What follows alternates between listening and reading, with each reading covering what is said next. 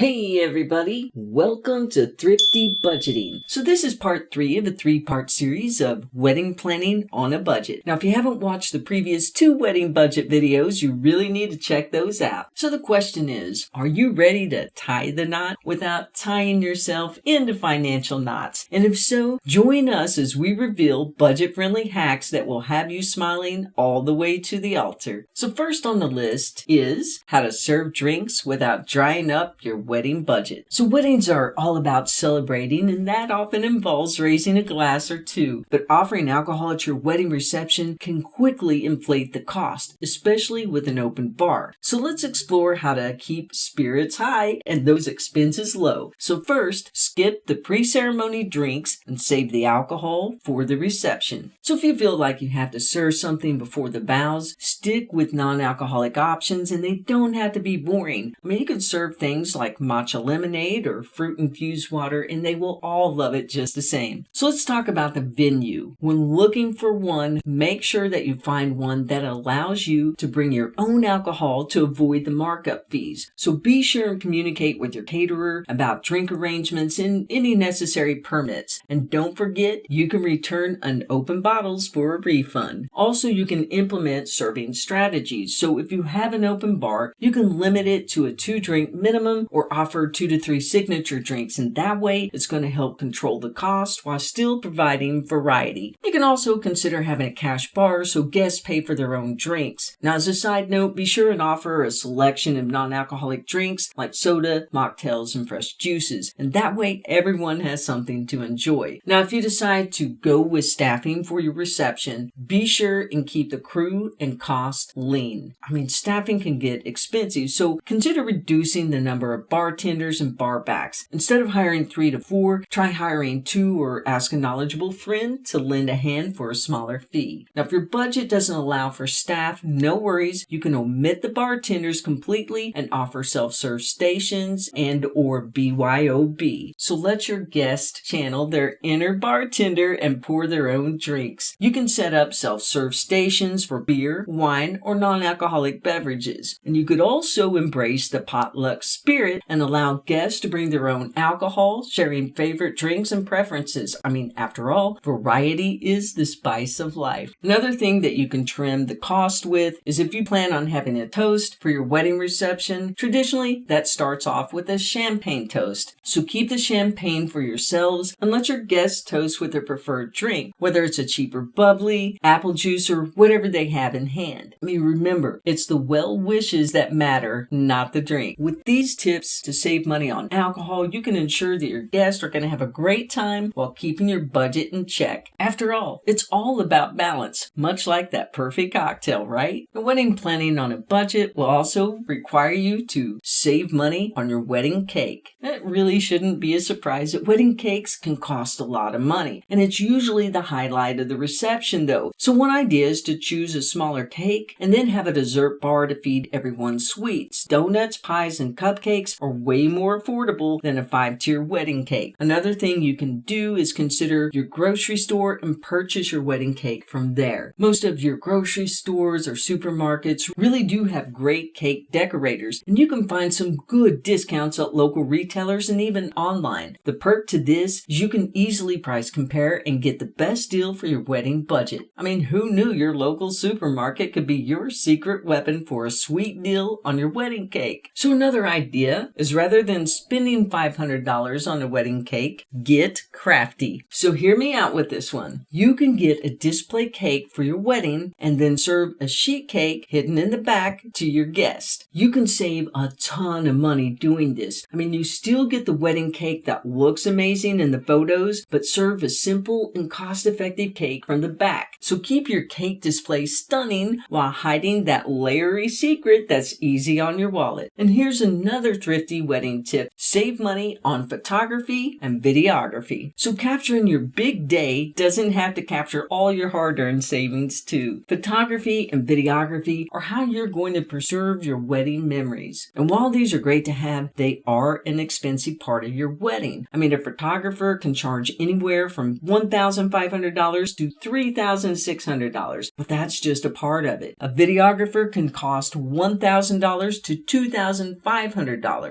But if you book your wedding date really early, and we're talking like a year or more in advance, you can usually get a very good rate. Many photographers and videographers only get paid when they work, so they like to book as many dates as early as possible. This ensures that they have work, so it just makes sense. So be sure and secure your date early and save your wallet from a shutter shock later on. Now, another thing too that you can do is try to use a less established photographer or videographer or someone who's just starting out. I mean, it could be a win-win situation for both of you. They can include your wedding in their portfolio, growing it, and you get to save money on your wedding budget. So many couples now are opting to involve their friends and family into capturing photos and videos of their special day, ensuring that their treasured memories are preserved while keeping expenses in check. So why not turn your wedding into a fun paparazzi-style event with loved ones as your enthusiastic, snap-happy photographers? I mean, it can be an option if you're looking to save money for sure. I mean, after all, your wedding footage doesn't have to be professional, just captured. So now, let's look on how to save money on entertainment for your reception. Adding music to your reception is a great way to add a splash of fun and excitement. So you might take some steps to reduce cost. So here's some things that you can do. Hire a local DJ rather than a live band. I mean, DJs usually work for less pay than a live band does. And with a DJ, you only have to pay one person and not one large lump sum. I mean, a DJ also can have a wider range of genres to choose from. You could bounce around from country to R&B and from alternative to rock, so the choices really are limitless. Also, since you have to pay your DJ for their time at your reception, you can consider booking them for less time to save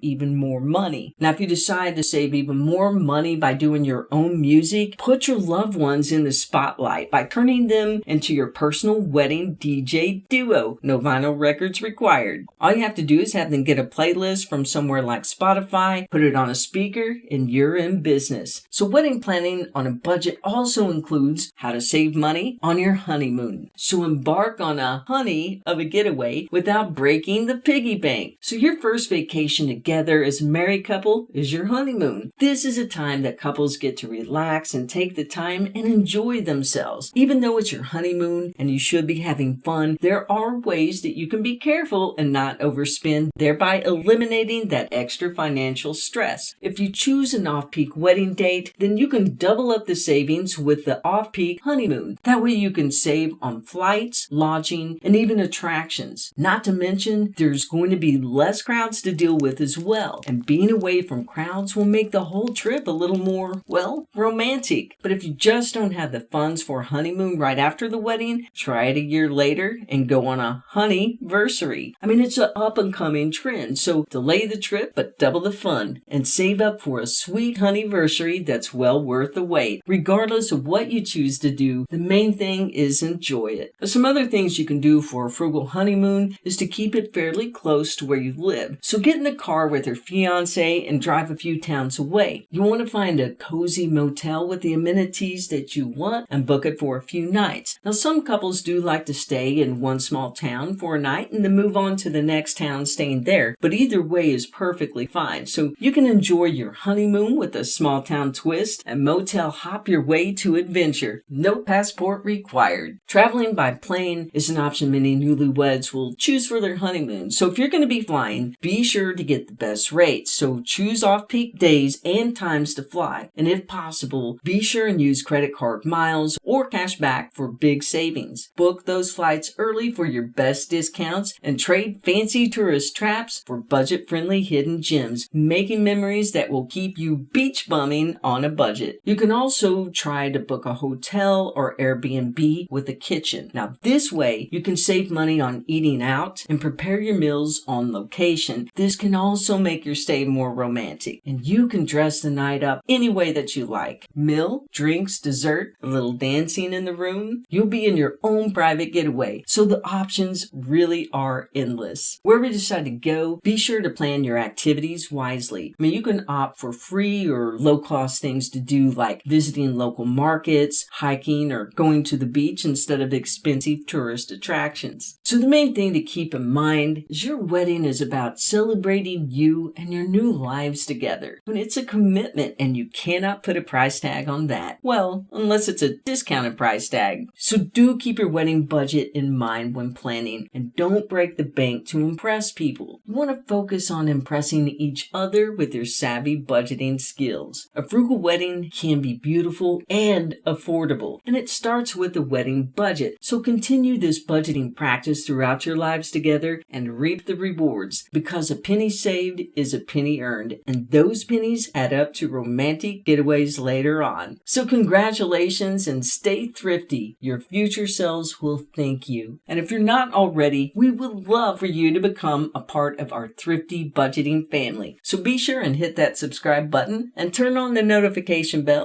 That way you don't miss out on any videos on Thrifty budgeting. So let's connect, and I'll see you in the next video. Take care.